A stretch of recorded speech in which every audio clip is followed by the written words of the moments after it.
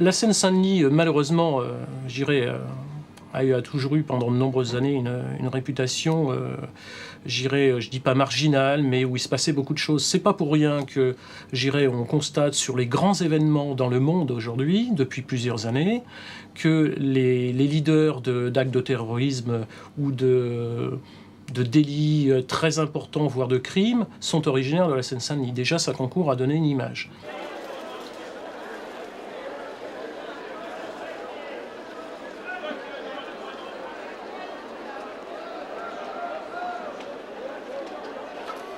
Comment imaginer que des préjugés ont le pouvoir de bousculer nos vies? C'est ce qui nous est arrivé ici. J'habite le centre-ville de Saint-Denis, dans la cour, au-dessus des commerces. Tous les ans, on se retrouve entre voisins pour cuisiner et partager un grand repas, histoire de se connaître entre parents, que chacun sache qui est l'enfant de qui, au lieu d'un groupe anonyme de jeunes. Pour bien vivre avec nos enfants dans cette cour, nous nous sommes promis de descendre à plusieurs parents dès qu'un problème arrive. Il y a Ouria, 53 ans, femme de ménage dans la grande surface en dessous. Imen, sa fille, emploi jeune. Sofiane, son fils, apprenti plombier. Françoise, enseignante spécialisée. Son fils, Pierre, lycéen. Et sa fille Juliette, éducatrice. Et puis Micheline, garde-malade au chômage. Et René, son mari, prof d'histoire. Nos vies ont basculé le 17 octobre 2001. J'ai entendu la voix de René. Je suis descendue avec mon bébé. On m'a appris ensuite qu'il y avait eu un vol dans la rue Marchande. Le voleur s'était échappé par notre cour. Et les policiers se sont mis à contrôler un jeune voisin, en train de discuter avec son père devant chez lui. Dès le départ de la fouille, en fouillant Hakim, il le pinçait. Et puis, je voyais bien de là celui qui avait la tête au-dessus et puis qui essayait de lui donner des coups de tête. En ce moment-là, on se précipite avec mon mari pour aller dehors, pour essayer de calmer les choses. Une des policières l'a dit, laissez tomber, ce n'est pas lui. Mais il y a aussi la manière de le fouiller, il le brutalisait, l'insultait. J'ai mis ma robe de chambre. J'ai mis des claquettes et je suis descendue. Et la femme, elle a fait quoi? Elle a appelé du renfort. Elle a dit renfort, émeute. Moi, ma mère, elle m'a fait rentrer. Moi, j'étais dans le bâtiment. Après, le flic, il m'a insulté, ouais, grosse merde et tout. Je lui disais, viens, je vais te casser ta gueule, sors, si t'es un homme, avec sa matraque. Et donc, Françoise et moi, on lui a dit, bon, c'est bon, arrêtez de provoquer comme ça les jeunes et de vouloir les frapper. C'était environ une vingtaine comme ça. J'ai dit on va rentrer à la maison, on n'a rien fait. Déjà le policier, ils ont attrapé mon fils avec son tricot. Lui il tire, moi j'y tire, moi je ne veux pas qu'il prenne mon fils, je sais qu'il va le taper, c'est sûr et certain. Ils étaient trois sur moi, ils me tiraient et il y en a un, il est venu, il a mis son genou sur le ventre à ma mère et il l'a étranglé avec une matraque autour du cou. J'ai fait tomber mon lunette et j'ai dit monsieur, mes lunettes ils ont tombé, il l'a écrasé exprès. Et il a continué. Et ils ont pris moi avec les deux, un à droite et l'autre à gauche. Et l'autre, il me pince. C'est pas uniquement qu'il me tient avec la main, et j'ai tout des bleus et tout ça. Et puis là, j'ai rien compris. J'ai été bloquée à terre. Le policier assis sur mon dos. L'agent de police qui m'a balayée s'est mis sur moi. Il m'a mis les menottes. En voulant me mettre les menottes, il a mis son pied sur mon ventre. Et un autre civil qui est arrivé en même temps, comme moi je criais « Arrêtez, je suis enceinte », son collègue, je ne sais pas s'il a cru que je voulais me débattre, le civil est arrivé avec sa matraque et m'a mis des coups sur tout le côté de ma jambe gauche. Ils ont pris ma soeur qui est enceinte de 7 mois, ils l'ont poussée. Et ma mère et mon autre soeur, ils ont dit doucement, elle est enceinte. Le flic, il a mis une gifle à ma mère, il a mis un revers, il a dit ferme ta gueule. Et ça, je ne sais pas qu'est-ce qui m'est arrivé. J'étais en train de pleurer. Et mon fils, il dit, c'est pas, ça se fait pas, vous tapez ma mère devant nous. Voir notre mère se faire frapper en étant impuissant et étant menottée, c'est ce qui m'a marqué le plus, quoi. La peur, l'humiliation. Ils sont 6 blessés, 2 ados et 4 femmes à la sortie du commissariat. À la main, un PV pour tapage. Au cœur, l'incompréhension. Ceux qui sont là pour nous protéger nous ont agressés. Je n'ai pas été blessée, j'avais mon bébé dans les bras. Mais nous étions ensemble, quelques parents, descendus pour apaiser la situation, et nous avons été traités en émeutiers. Les victimes portent plainte à l'IGS, l'inspection générale des services, des policiers qui enquêtent sur les policiers.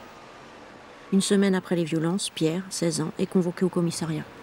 2 policiers avaient porté plainte contre moi pour outrage à agent de la force publique et il m'a annoncé que j'étais placé en garde à vue.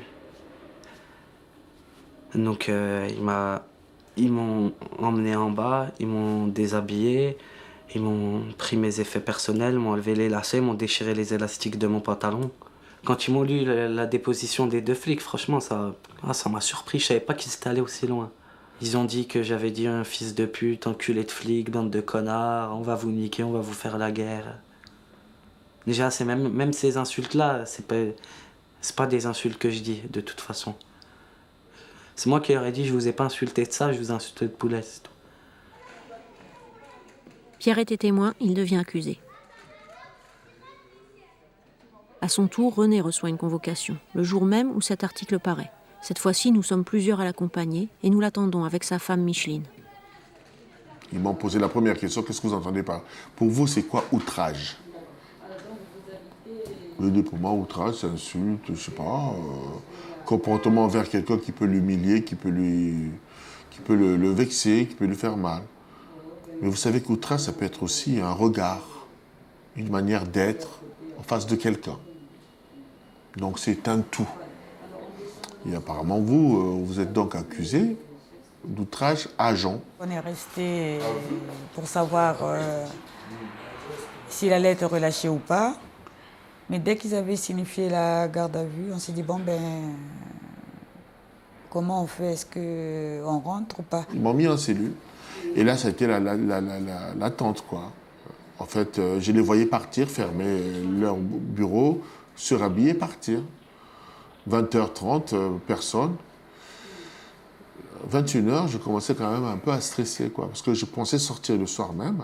Alors, il y en a qui sont venus me voir pour me dire, bon, écoute, on rentre à la maison, prendre un café et on revient. Alors ça m'avait encore bouleversée parce que je me suis dit, partir à la maison, prendre un café puis revenir, sachant qu'ils vont aller travailler le lendemain et vouloir rester. Alors, j'avais craqué un tout petit peu. René va rester 20 heures au commissariat. Ce matin, café. J'ai eu droit à un café, parce que Micheline m'a apporté café et puis croissant. Et là, ils m'ont ressorti tous les journaux qui paraissent, parce que ce matin, je crois qu'ils ont eu vent que le Parisien venait de sortir un article, et que Énergie en avait parlé à la radio, ils n'étaient pas très contents, que ça continue, que de toute façon, la population de Saint-Denis est contre eux, ils ne leur facilitent pas la tâche. J'ai eu l'impression qu'ils me reprochaient de les empêcher de travailler comme ils veulent, c'est-à-dire de taper sur les mômes, de les tutoyer comme ils veulent, en fait, de nettoyer le quartier, puisque pour eux, tous les gamins du quartier sont des délinquants. Des policiers nous ont en effet dit que nos enfants étaient presque tous des délinquants. Nous savons que ce n'est pas vrai. Et surtout, nous ne pouvons imaginer que la police ne nous respecte pas à ce point. Pour que cela n'arrive plus, pour rester digne et éviter les réactions de violence, nous créons une association. Quand on a présenté ton affaire, il y a une partie des enseignants qui quasiment dit qu'on était pour les délinquants. Ah ouais, mais ça c'est... Il faut encore réexpliquer ce que c'est. Ça, dans mon collège, c'est pareil. Hein? Que le rôle de chacun est important. Dès que nous racontons notre histoire, nous dérangeons, nous nous faisons engueuler par les institutions, par nos proches, nos collègues, nos voisins. On ne nous croit pas, sauf ceux qui vivent la même chose. Ils ont besoin, comme nous, de se parler, de comprendre. Jean-Michel va participer à notre comité. Il a été blessé lors d'une intervention de police. Ses voisins ont réagi ensemble. Ils ont écrit une lettre au maire qui dit « Cette impasse est publique et nos enfants de toutes origines y grandissent ensemble harmonieusement. Cette harmonie est mise en péril par le comportement irrationnel et violent d'une de ses habitantes. C'est la raison pour laquelle il nous paraît urgent de vous demander conseil et assistance. » En fait, la lettre raconte que cette dame, après avoir insulté les enfants qui jouaient au ballon, a appelé la police. Jean-Michel, à peine rentré du travail, est pris à partie par l'ami de cette dame, tout près des policiers. Jean-Michel a 38 ans, son fils 12 ans. Je sors, je demande qu'est-ce qui se passe, et puis lui, son copain était juste devant moi. Je lui dis qu'est-ce qu'il y a encore, et puis il me dit, il se retourne, et puis il me dit tu vas voir sale nègre. Donc là, à force de se faire insulter, donc, on commence à en avoir marre. Donc je l'ai attrapé, j'ai commencé à le pousser. Et puis là, les policiers m'ont sauté dessus. Il y en a surtout un qui m'a sauté dessus, qui m'a plaqué au sol. Et au moment où j'étais plaqué, j'ai senti la grosse douleur à la cheville. Ils m'ont plaqué, ils me notent dans le dos, ça criait un peu de partout, je vais porter plainte, couvert de la garde à vue, t'es sous couvert de la garde à vue, il n'arrêtait pas de crier. Donc j'avais beau lui dire que j'avais mal à la cheville, je me débattais pas, je voulais pas bouger, de toute manière je pouvais plus bouger. Il continuait, et puis après, bon, c'est les voisins qui me l'ont dit après, que j'ai senti un coup dans ma tête, et apparemment c'est la vieille, elle en a profité, elle m'a mis un coup de pied dans la tête. Ils m'ont dit, les policiers ils ont rien dit, quand ton fils a vu ça, il l'a poussé, et c'est lui qui s'est fait bloquer, et elle, ils lui ont absolument rien dit. Donc arrivé au commissariat de Saint-Denis, j'avais les menottes, ils m'ont attaché à un banc, j'arrêtais pas de leur supplier de m'appeler un médecin. Ça les faisait doucement rigoler, parce que bon, j'ai l'impression qu'ils avaient l'impression que je simulais. Bon, rien qu'à voir ma cheville dans la chaussure, ils avaient enlevé les lacets, ils avaient très bien vu que c'était gonflé. Je pouvais pas rester assis correctement, donc il fallait que je m'allonge pour pas faire bouger ma cheville. Ils m'ont dit, ouais, ici on n'est pas dans un souk, tu t'assois sur le banc. Je dis, moi je peux pas, je reste là. Jamais je n'ai été dans un commissariat pour quoi que ce soit. Donc se retrouver bloqué comme ça, on a l'impression qu'on est un délinquant. Non, c'est impressionnant. C'est vraiment impressionnant. D'avoir les menottes, c'est impressionnant. De tous ces gars qui te sautent dessus, c'est... non. Non, c'est profil. Je porte plainte parce que c'est pas normal de se faire casser par la police. Je suis désolé. On t'aurait raconté l'histoire d'un gars qui se fait casser la jambe par la police. T'aurais pensé quoi? Qu'est-ce que j'aurais pensé? J'aurais pensé que s'ils lui ont cassé la jambe, c'est qu'il a dû se débattre, il a dû les insulter, il a dû faire quelque chose. Oui, je connais pas les policiers, je les connais pas. Donc c'est la première chose à laquelle on pense. S'il a eu un problème avec la police, c'est qu'il a certainement cherché. Mais maintenant, j'ai eu mon problème avec la police. Maintenant, je sais qu'on n'a pas besoin de chercher pour se faire allumer. Ça, c'est... là, maintenant, c'est clair. Maintenant, c'est clair. Pourquoi c'est tombé sur moi je ne vais pas oser le dire, quand même. Pourquoi? On va peut-être s'en douter, mais pourquoi c'est tombé sur moi non, on a quand même peur de dire qu'ils sont comme ça. Ah ouais. Ah oui. Ah ouais. On a peur de dire qu'ils sont comme ça. Non. C'est grave. Si j'ai raison, c'est grave. Ça va attendre, j'ai vendredi. Tu finis à un moment donné à te dire est-ce que j'ai bien fait? Et ce qui est le plus insupportable, c'est ce sentiment-là de douter à un moment donné. Parce que j'ai bâti des valeurs, je suis arrivé ici il y a 25 ans.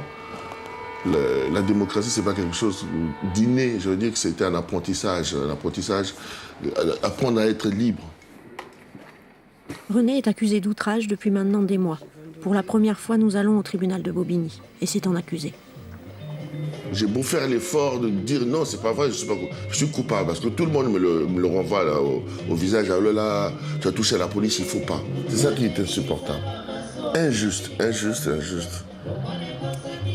C'est-à-dire que toutes les réunions qu'on avait pour que les gamins soient proches de nous, pour qu'ils ne fassent pas des conneries. Tu vois tel gamin en train de déconner, il faut qu'on fasse quelque chose, tout ça. Tu te retrouves en train de te justifier, tu vois ça. Mais je vais mettre un peu d'eau sur le corps pour me détendre, un peu de calmant. Et puis, je vais voir si je suis beau en veste. Bon. Je voulais mettre une pochette. Je te laisse ça. Au cas où j'irai en prison, je te donnerai le code pour mes gamins. J'ai envie de gagner. Je n'ai pas outragé ces fonctionnaires de police. J'ai tout simplement discuté avec eux. Si on ne peut plus discuter, où est-ce qu'on va, quoi? Il faut qu'on discute. Il y a toujours quelqu'un qui te dit « Ah, alors ton affaire, ah là là, le contexte actuel, ça chauffe. Hein. » Il faut reconnaître, René, quand même, que bon, il y a plein de choses qui se passent quand même. Donc il faut quand même que la police fasse son boulot. Comme si je suis anti-police. Comme si je soutenais ces délinquants. Si condamnation doit y avoir, je préfère être condamné par un tribunal de la République. Parce que j'ai encore confiance dans cette justice. Le code pénal dit que l'outrage peut être constitué d'une parole, d'un geste ou d'une menace. Il peut être puni de 6 mois de prison, d'une amende, mais surtout des dommages et intérêts sont versés directement au policier outragé, qui empoche un chèque. Le lendemain des violences, René a discuté avec 3 policiers. Ils prétendent qu'il les a traités de fascistes et de racistes. René affirme qu'il a dit « Dans la police, il y a des racistes et des fascistes ». J'ai suivi toute l'audience. Le procureur reproche à René de s'être exprimé dans la presse. L'avocate des policiers trouve qu'il reçoit trop de soutien, alors que ses clients ne sont jamais entendus. Les faits interviennent peu dans le débat. Les mots outrageants sont difficiles à trouver. Les magistrats parlent des policiers en Seine-Saint-Denis, des profs en Seine-Saint-Denis, des gens de Seine-Saint-Denis. Et la Seine-Saint-Denis décrite par les magistrats est loin de ce que nous vivons. Il nous semble que la seule question à laquelle le tribunal s'intéresse est « René, le prof d'histoire, avait-il le droit de discuter avec des policiers ?» Moi, je pense que je vais payer. Non-inscription, je ne pense pas. Je pense pas, René. Enfin, moi, ce que j'ai plaidé, je le pense vraiment. Vous n'avez pas à payer. La leçon de morale n'est pas réprimée par le code pénal. Heureusement, d'ailleurs. J'espère qu'elle ne le sera jamais. Coupable. René est coupable. La juge a pris le temps d'expliquer les raisons de la condamnation. Elle dit qu'en Seine-Saint-Denis, le travail des policiers est difficile. René n'a pas proféré de mots insultants, mais les policiers peuvent se sentir outragés par ses critiques, donc il y a outrage. Dans les conditions difficiles de la Seine-Saint-Denis, ces remarques, René a le droit de les dire, mais pas aux intéressés. Il versera 550 € à chaque policier, 1 650 € en tout, un mois de salaire. Bon, je vais encore dire une connerie, tu vois. Si seulement on avait gagné alors ce soir. Kevin, tu n'as plus peur? Ton père est sorti de prison. Hier soir, il était avec beaucoup de pudeur.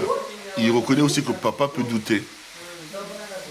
Et là, il a volé à mon secours en me parlant des choses de tous les jours. Et ça m'a fait énormément de bien.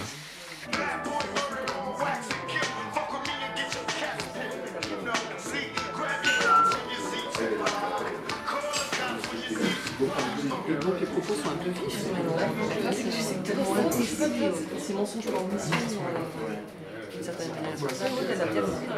C'est pas parce qu'on est en Seine-Saint-Denis qu'on n'a pas le droit de penser. L'une des grandes victoires de notre relation, la relation qu'on a su installer entre voisins, c'est aussi ça. Que ce soit la caissière du coin, que ce soit l'institut du coin, ou le prof du coin, ou l'architecte du coin, c'est aussi que entre nous, qu'on discute de nos craintes, de nos doutes, mais aussi de nos joies sur nos enfants, ce qu'on veut, ce qu'on ne veut pas, et qu'on reconnaît, chacun en tant que parent, qu'on échoue, que parfois c'est dur, que faut-il faire? Et là, c'est le relais. Non, mais moi j'ai fait ça, ça a marché, essaye.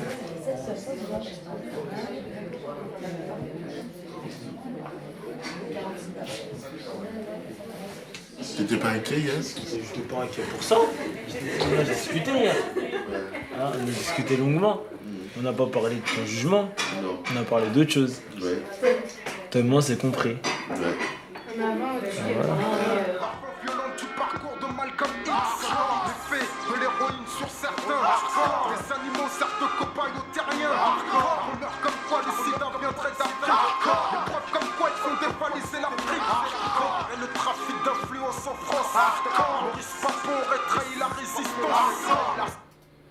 Loi de fer, loi Jox, loi Pasco-Debré. C'est celle-là que je Une préfère. seule logique.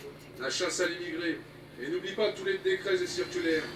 Nous ne pardonnerons jamais la barbarie de leurs lois inhumaines. Un État raciste ne peut que créer des lois racistes. Coupable aussi. Un premier juge pour enfants a entendu Pierre, ses parents et plus de 10 témoins.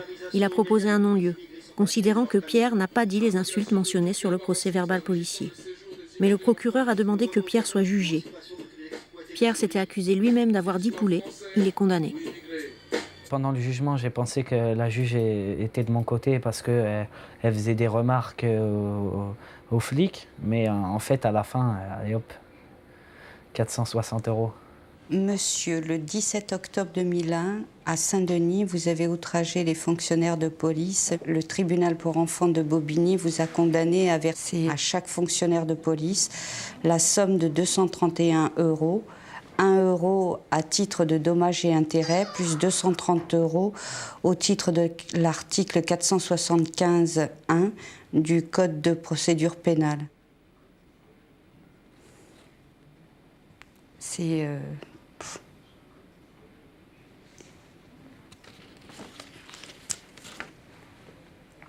terrible parce que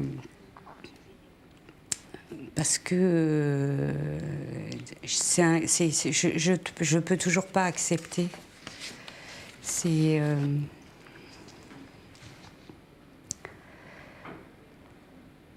outragé, c'est les termes, c'est comme s'il avait commis un grave délit. C'est poulet. Elle reconnaît qu'ils ont menti, mais elle me condamne quand même. C'est pour ça que je trouve que c'est pas sincère. C'est de l'hypocrisie un petit peu. Ils ont dit que j'étais connu des services de police et la juge, elle leur a dit de préciser. Ce qui dit connu des services de police dit casier judiciaire. Et alors les flics, ah non, pas connu pour des actes de délinquance, connu parce qu'on le connaissait. Et évidemment, qu'ils nous contrôlaient 4 fois par jour, c'est sûr qu'ils nous connaissent au bout d'un moment. Un accident. La jambe cassée de Jean-Michel est un accident.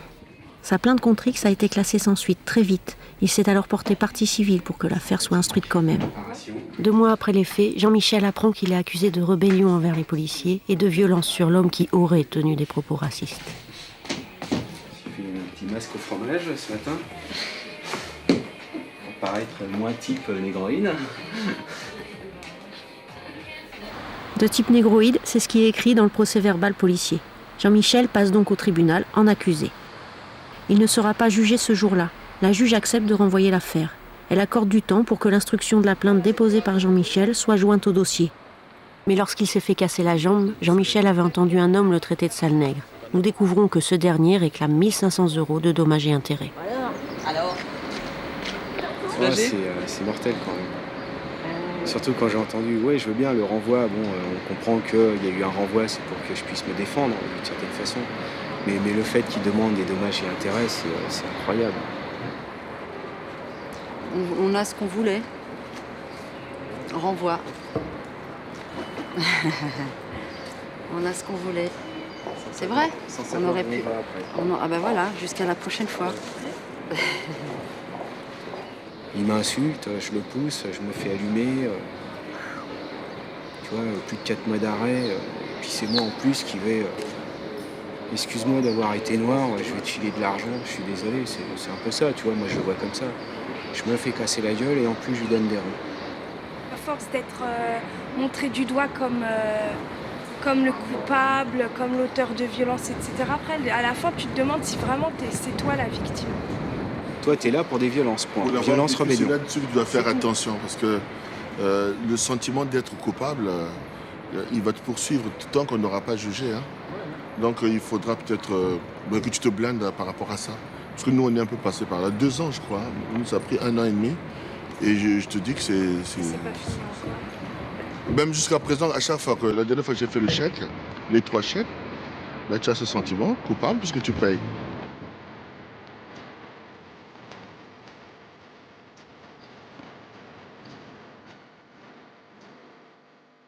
Ce qui nous est arrivé, ça a cassé pas mal de choses. Hein. Ça nous a abîmés, ça nous a fait perdre... On a perdu certaines de nos convictions. On a moins confiance. C'est tous les rapports humains qui ont été modifiés, y compris entre moi et Jean-Mi d'ailleurs. On attache plus d'importance au contact avec les autres. La chaleur humaine, l'entraide, c'est beaucoup plus important. Non pas que ça ne l'était pas avant, mais c'est important. Je regrette vraiment pas, parce que sinon, j'irais toute ma vie, je vais m'en vouloir de dire j'ai rien fait. Ils m'ont cassé la jambe, c'est 4 mois d'arrêt, et j'ai rien fait, j'ai rien dit, j'ai dit amen. Sinon, demain, ils vont casser la gueule à mon fils et j'irai rien. Non, je vais péter un câble. Pas possible. Non, au moins j'ai fait quelque chose, et puis on verra. Il y a ceux comme Jean-Michel pour qui les histoires de violence arrivent d'un coup, et ceux pour qui ces brutalités sont un état de fait connu depuis longtemps. Bali est cadre à la RATP, élu municipal et entraîneur de basket. Il a grandi en cité et les violences policières font partie de son histoire. Le comité, au début, il n'y avait pas de plainte qui était portée contre toi. Ah non, il n'y avait rien.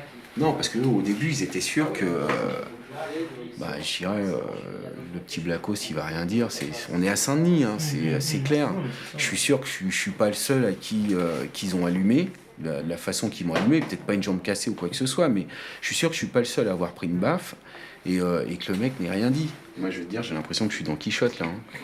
Je pousse mon procès jusqu'au bout. On m'a demandé constitution de partie civile, j'ai envoyé mon chèque, tout en sachant avec tous les mails que je reçois de toutes les affaires qui se jugent et compagnie, tout en sachant que même s'il y a des caméras vidéo qui prouvent que tu t'étais pas là, c'est pas de ta faute, c'est pas toi, et ben le mec il se retrouve toujours accusé, c'est de sa faute. Et dès lors tu te dis, les forces de l'ordre peuvent déconner, c'est possible, ça existe dans ce monde, ça existe, les gens disent. Ah non, c'est pas possible ça, ça existe. On a tous un boulot, on travaille, on voit pas vraiment ce qui se passe dans les cités, dans les quartiers. Donc ce serait bien d'avoir des jeunes qui sont chaumes du, qui n'ont rien à faire. Comment ça se passe pour eux, ce qu'ils en pensent.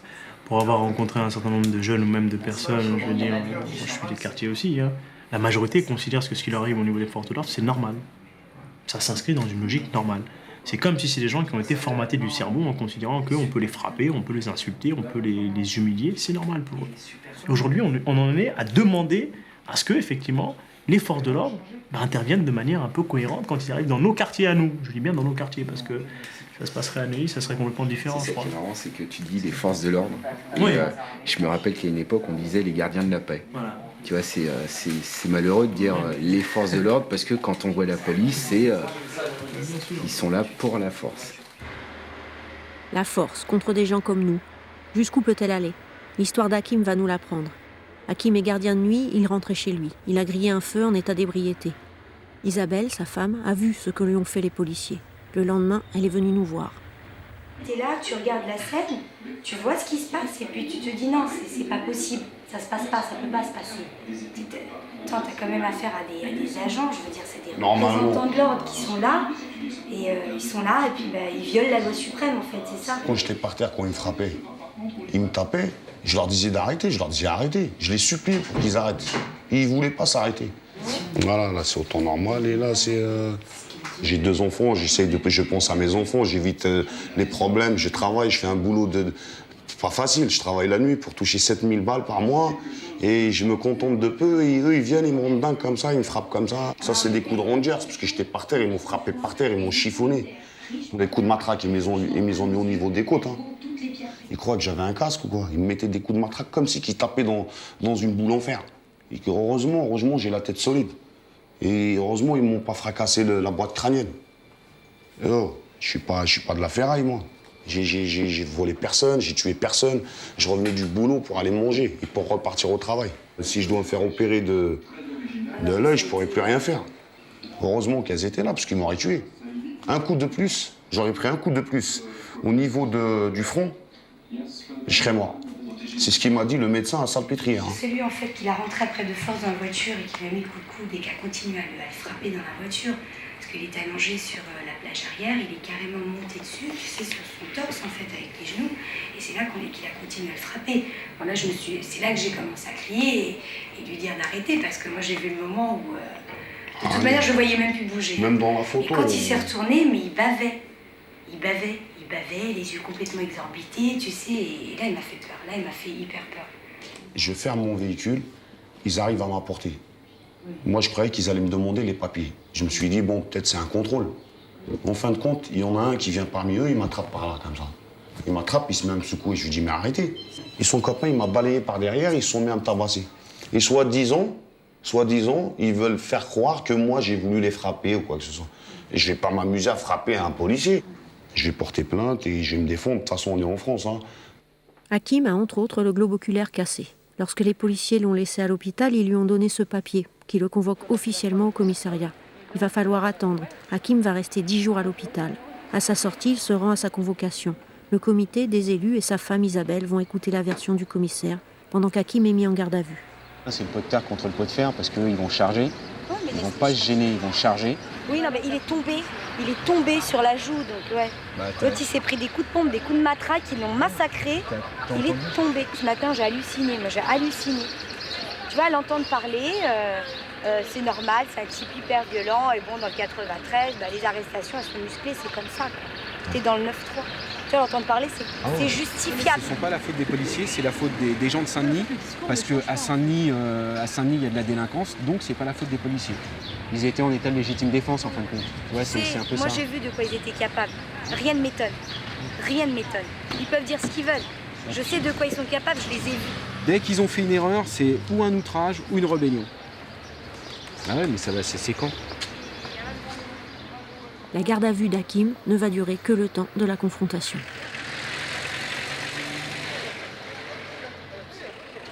Gentil. Il a intérêt, qu'est-ce que tu veux qu'il fasse, mon frère? Heureusement qu'est-ce que tu veux qu'il me dise? Déjà, je suis venu le matin, moi-même, de chez moi, ils m'ont mis dans la cage. Tu t'imagines? C'est grave, tu viens. C'est normal, il faut te mettre la pression. Je sais. Il faut te mettre la pression. Ouais, ils peuvent pas me mettre la pression, moi. Ouais, mais le truc, c'est de te mettre... non, c'est vrai, il faut rester calme. T'es obligé de rester calme. Si t'es pas calme, ça se retourne contre toi. Voilà, tu vas craquer. Et c'est comme un moment. Il y en a un, je lui dis, ouais, ils m'ont tapé, on m'aurait dit des fascistes. Comment qu'ils m'ont frappé, hein? Ils sont comportés comme des fascistes. L'autre, il m'a dit, tu redis plus ce mot-là, sinon ça va être autre chose. Tu vois ce que je veux dire? Eux, ils disent comme quoi que je les ai insultés directement. Et que j'ai mis un coup de pied directement à un des policiers. J'ai sorti la matraque. Et c'est incroyable. C'est du jamais vu. D'ailleurs, moi-même, je lui dis à l'un des policiers, je lui dis, mais vous savez pas mentir. Je lui dis, là, vous êtes policier, vous n'êtes pas un menteur. La justice ne retient pas d'accusation d'outrage ni de rébellion contre Hakim. Par contre, 4 policiers sont mis en examen sous contrôle judiciaire avec interdiction d'exercer la fonction de gardien de la paix. Ils sont suspendus. Là, le syndicat de police Alliance, ultra majoritaire en Seine-Saint-Denis, réagit. Il ne s'agit pas de blesser quelqu'un. Il s'agit simplement, au cours de l'interpellation qui s'est mal passée, avec une très forte résistance, bien malheureusement, l'individu est tombé sur le sol, il avait sa matraque qui portait des traces, la tête a touché le sol. Et vous savez, comme moi, je pense, on le voit couramment, que si on ne pratique pas des soins tout de suite, et comme il les a refusés, ça a pris une dimension, je dirais, spectative. Cette affaire-là, elle est jetée un grand froid au niveau du commissariat, puisque effectivement on en est arrivé à un point où on va se dire qu'en faisant notre boulot tous les jours, le faisant correctement, on peut toujours être traîné dans la boue. Déjà qu'une intervention de police par elle-même, une interpellation, est forcément comporte une part de risque. Donc si déjà on n'est pas serein dans sa tête, ça va forcément dégénérer au bout d'un moment, parce qu'on ne sait pas ce qu'on doit faire. On ne sait pas si je l'interpelle lui, qu'est-ce qui va m'arriver? Si je ne l'interpelle pas, qu'est-ce qui va m'arriver? Dans les autres communes, c'est la Seine-Saint-Denis, ça travaille quasiment de la même manière. Et le climat et tout. Les interpellations se font pareil, donc une interpellation comporte toujours une part de risque, et effectivement, il peut avoir usage de la force, voire d'une certaine violence. Il faut aussi l'accepter. Une gifle peut être plus appuyée qu'elle ne devrait l'être, mais comment doser une gifle, par exemple, pour imager la chose par rapport au ton d'une personne qui vous insulte et qui utilise des noms qu'elle ne devrait pas utiliser, voire vous crache dessus, et c'est encore peut-être l'un des moindres mal. Quand on regarde la cartographie des violences urbaines, vous voyez au niveau de la région parisienne, il y a quelques étoiles, et puis la Seine-Saint-Denis, c'est une étoile à elle toute seule.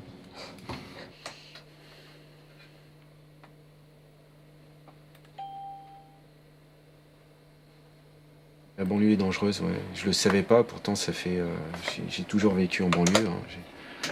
J'ai toujours vécu dans le 93, j'ai habité Pierrefitte, j'ai grandi à Pierrefitte, j'ai vécu 5-6 ans auprès Saint-Gervais, puis je suis revenu ici à Saint-Denis et la banlieue est dangereuse, je l'ai appris parce que je me suis fait casser la gueule par les flics tout simplement. On doit récupérer un territoire, comme dirait Nicolas Sarkozy, et puis voilà, c'est une bande contre une autre bande, on récupère les territoires. Les cités, elles sont pas aux jeunes, mais ils habitent où? Ils habitent dans des cités, donc ils y vivent. Donc il faut qu'ils reprennent leur cité, il faut qu'ils... conquérir un territoire, c'est la guerre. La dame qui a appelé la police ne voit pas sa rue comme Jean-Michel et ses voisins. De même, les policiers d'Alliance voient la Seine-Saint-Denis comme une menace. Cette guerre permet juste de faire du chiffre, en fait d'oublier la réalité des chiffres. La Seine-Saint-Denis, c'est 1 450 000 personnes, dont le tiers a moins de 25 ans. Seulement 3% des mineurs ont affaire à la justice, comme victimes ou comme accusés. Et pour prévenir la délinquance, les moyens manquent. La brigade des mineurs est passée de 75 à 26 personnes. Le nombre d'éducateurs de la protection judiciaire de la jeunesse peine à retrouver le niveau d'il y a 15 ans. Les policiers sont, eux, 3600, en proportion 3 fois moins qu'à Paris. Ils sont 197 pour tout Saint-Denis. C'est peut-être assez pour faire leur travail, mais il est fou de penser qu'ils vont combler toutes les carences. Alors il nous reste les droits, la loi, la justice, et c'est long. Ah, salut. Ça va? Ouais, salut. Salut, ça va? Presque 2 ans après les violences, la plainte d'Ouria, Sofiane, Mejda, Imen et Juliette va commencer à être instruite. Pendant tous ces mois, l'affaire a été suivie par l'IGS, le dossier transmis au parquet. Un juge d'instruction a été nommé. Il va entendre les victimes, mais pas toutes.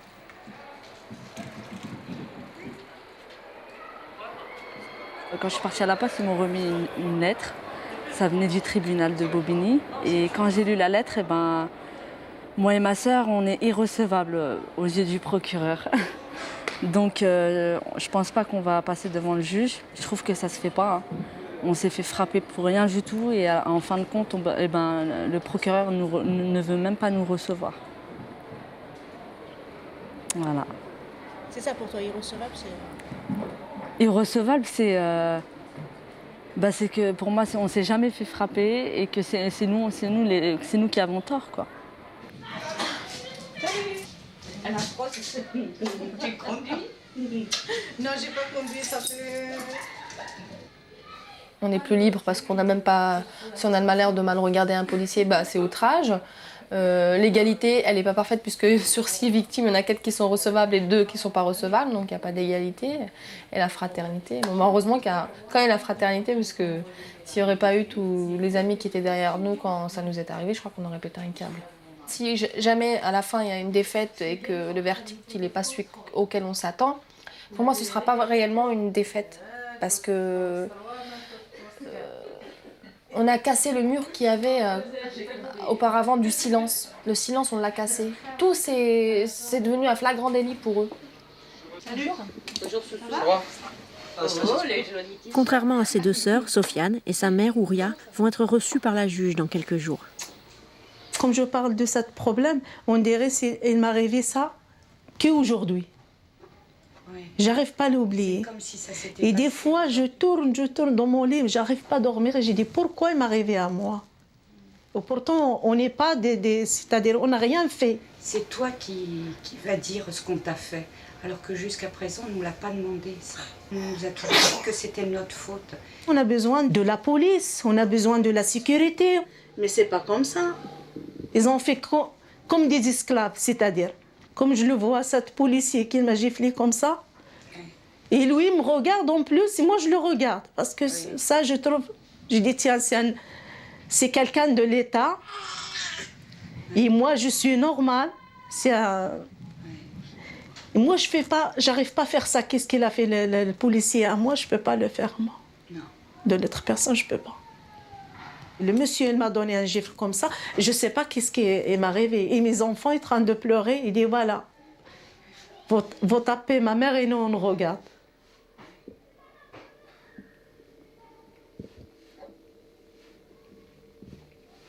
C'est pas juste. Des fois, je te jure, j'ai dit, si les enfants ils veulent rester, ils rentrent avec moi au Maroc, je rentre.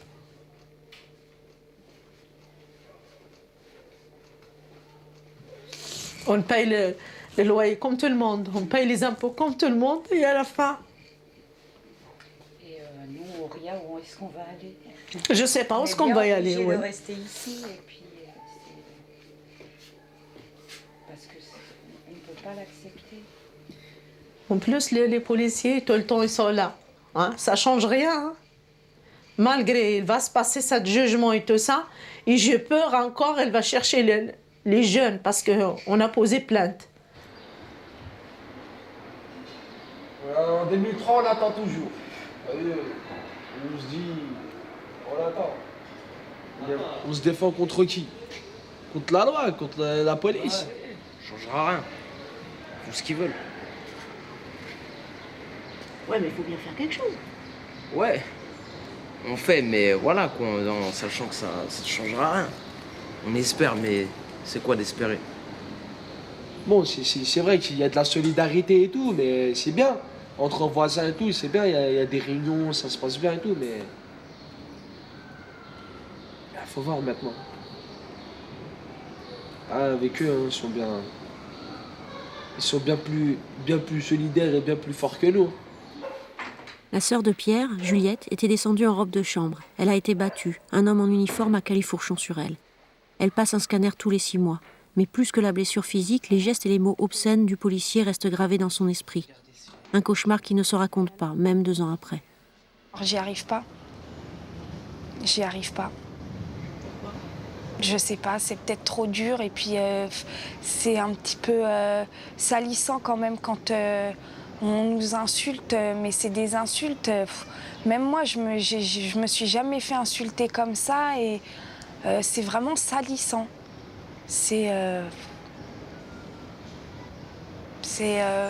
Et puis bon, c'est vulgaire. On a vraiment l'impression d'être une moins que rien. C'est un gros effort de te laisser filmer. Au début, quand je t'ai filmé avec ta Minerve, je pensais que c'était ton image que tu supportais pas.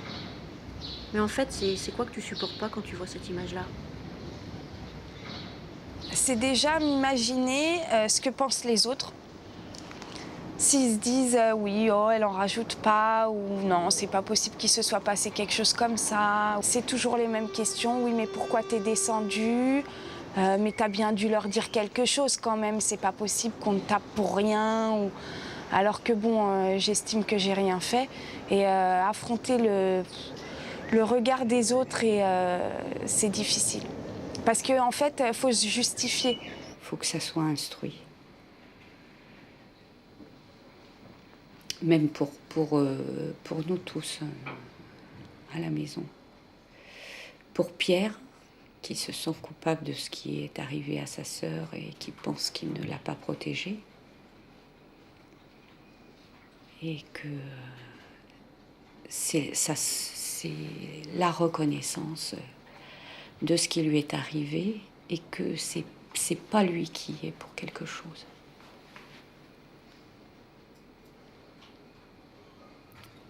Et pour nous aussi,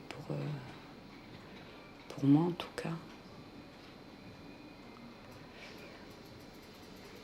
que c'est pas de ma faute. C'est important de savoir qui est-ce qui est responsable.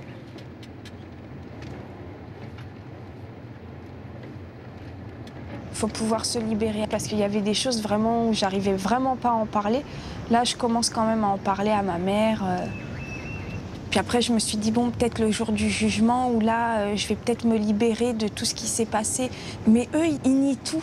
Enfin, je me demande s'ils se disent pas vraiment, non, on n'a rien fait.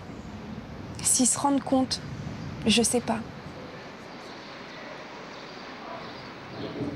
3 policiers sont mis en examen. Ils ont été identifiés et confrontés aux victimes à l'IGS. La juge d'instruction va écouter pendant plus d'1 heure chacun Sofiane, Ouria et Juliette. Nous les accompagnons jusqu'au tribunal. Jean-Michel est venu avec Elisabeth, sa femme. Eux attendent toujours l'ouverture de l'instruction de la plainte. Ils en sont déjà à 3 800 € de frais d'avocat. J'aimerais bien oublier. Tourner la page. Surtout sur les sous, en fait. Enfin, surtout sur le coup que ça vous fait, quoi. Enfin. Ouais, mais c'est pas que ça. Pas que ça. Pas que ça.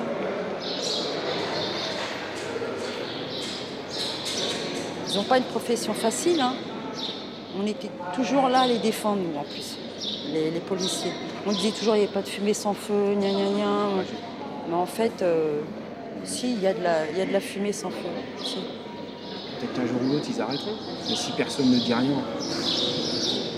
Ah ouais, moi, si on ne me dit pas d'arrêter de rouler à 200 km/h sur l'autoroute, je vais rouler à 200 km/h sur l'autoroute. C'est un peu ça, le truc. Donc là, on est en train de leur dire, arrêtez de nous casser la gueule. Donc comment on fait? On porte plainte, ça nous coûte cher, on le fait quand même pour qu'ils sachent qu'il y a des gens qui se font mettre par terre, qui se font abîmer, on le fait quand même. Ah franchement, j'espère, hein, parce que moi, moi aussi, je sais pas s'ils vont arrêter, hein, vu qu'on tue plusieurs, ils ne jettent pas. Faut bien espérer. Ouais. Bah ouais, mais là, attends, on est en train de mettre des petits cailloux là, peut-être qu'un jour ça fera une grande rivière. Encore vous ça va, parce que vous c'est vous. Ah, dis pas moi ça va, je suis sûr que ça va pas. Mais moi non, c'est encore pire, parce que moi c'est toute ma famille, moi. Oui, ma mère, elle est chère.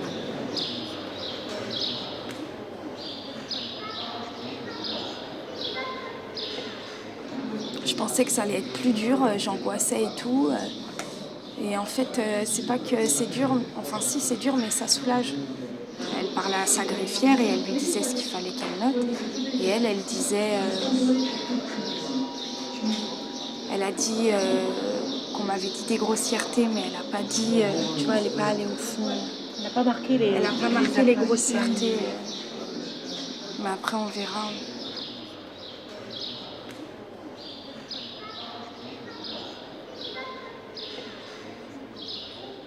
Dès que je disais des trucs, elle me disait ouais, dans le truc de la gendarmerie, vous disiez pas la même chose et tout. Ah, j'en ai rien à foutre. Ils disent que je menti ou pas. Franchement, moi, c'est la dernière fois que je bouge. La dernière fois que je parle, c'est bon, j'en ai marre. Je ne redis plus rien, je ne reparle plus. Sofiane va pourtant revenir voir le juge. 4 mois plus tard ont lieu les confrontations avec les policiers. Dans le bureau du juge, chacun son tour, Ouria, Juliette et Sofiane sont face à leurs agresseurs présumés.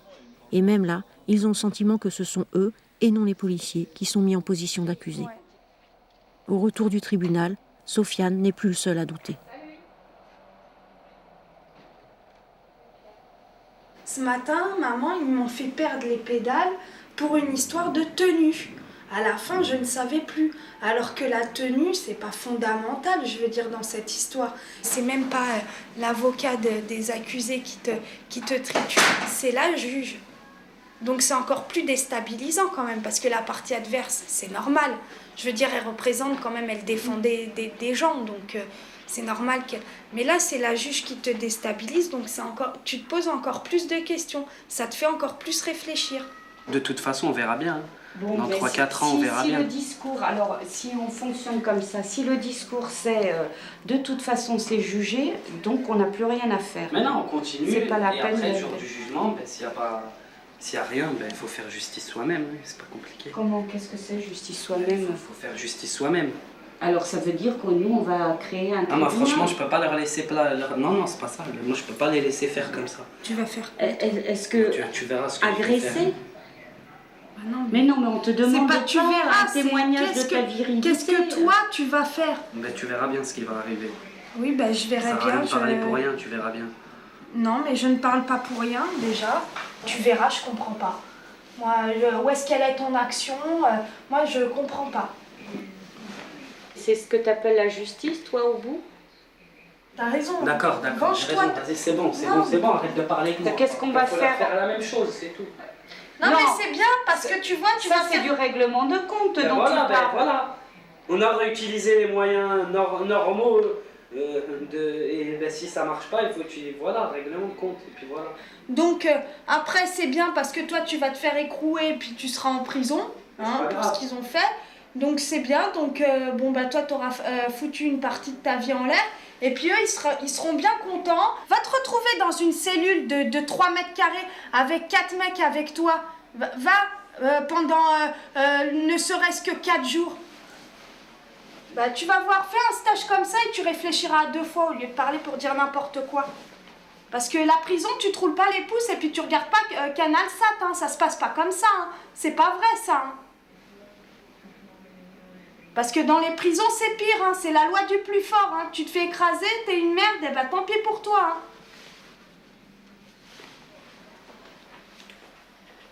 Bonsoir tout le monde. Salut Josette. Ça va? Ton frère? Et comment tu réponds? Ça t'énerve, mais en même temps c'est normal. Parce que voilà. Parce que t'as la haine et que tu te dis que ces gens-là, ils seront jamais punis et que de toute façon ils vont faire ça à des autres. Et ça c'est pire encore. C'est que ça va continuer et toi tu peux rien faire. Franchement, moi si je peux aller jusqu'au bout, prendre tous les recours, je le ferai. Parce que... tu sais, c'est même plus pour toi, quoi, c'est pour les autres. Attends, ils ont fait ça ici au centre-ville. Faut voir ce qu'ils font au Franc-Moisin, c'est pire. Je sais pas, moi. Après, tu les laisses faire, et puis c'est la porte ouverte à toutes les fenêtres, comme dit Gad Elmaleh. Le soir, jeunes et adultes continuent à parler ensemble. Si nous cédons à la loi du plus fort, nous avons perdu. Comment montrer la colère, le besoin de justice, en restant digne?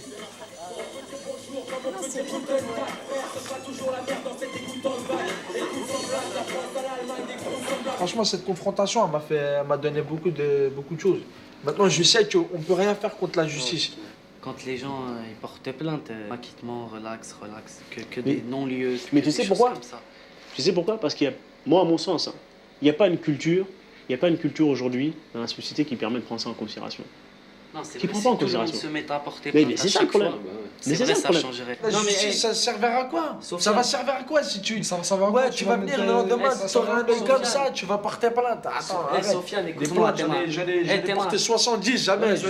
Justement, si tu dis la justice sert à rien, tu peux faire casser la gueule ou te retrouver en prison. Je me suis défendu, moi, un flic qui me touche, il n'y a pas de porte-plainte. Je me défends. Donc tu joues leur jeu. Non mais tu es en train de jouer leur jeu. De toute façon, cette réputation, on l'a depuis longtemps. Ouais, mais faut qu'elle change, cette réputation. Mais ça va rien changer. Ça va rien changer. Bien sûr. Il y aurait pas eu de résultat. Il y aurait pas eu de résultat. Les Noirs et les Arabes, tous ceux qui sont étrangers, eh ben ils parleraient pas en France, mon vieux. À l'ancienne, il y en a qui pouvaient pas parler. Ça devient dramatique. Ça devient dramatique. Donc à ce moment-là, tous ceux qui sont victimes par exemple de racisme, on va se faire justice nous-mêmes. Quand on va aller qu'un employeur il va pas nous employer, on va attendre et puis on va lui fracturer le cerveau. Et après, il va être encore plus raciste. Ah oui, donc si vous prenez ces cas de figure-là, où tiens, vous avez pris un coup, vous avez essayé de faire respecter par la justice vous a pas suivi. Mais c'est pas vous qui êtes en tort, c'est la justice qui est en tort à ce niveau-là. C'est pas vous qui êtes en tort, donc il faut pas vous mettre dans... Et là, c'est pareil. Vous êtes dans une situation de force où vous avez un certain nombre de leviers qu'il faut actionner, mais vous voulez pas prendre le temps d'actionner ces leviers-là, et vous voulez être directement dans une situation d'illégalité. T'as vu les émeutes? Ça dure 2-3 jours. Ils crament 2-3 flics, mais ceux qui ont vraiment tué, ils sont pépères. Et justement, il y a eu l'émeute, et grâce à l'émeute, ils n'auront rien du tout. On a des droits, on a des règles.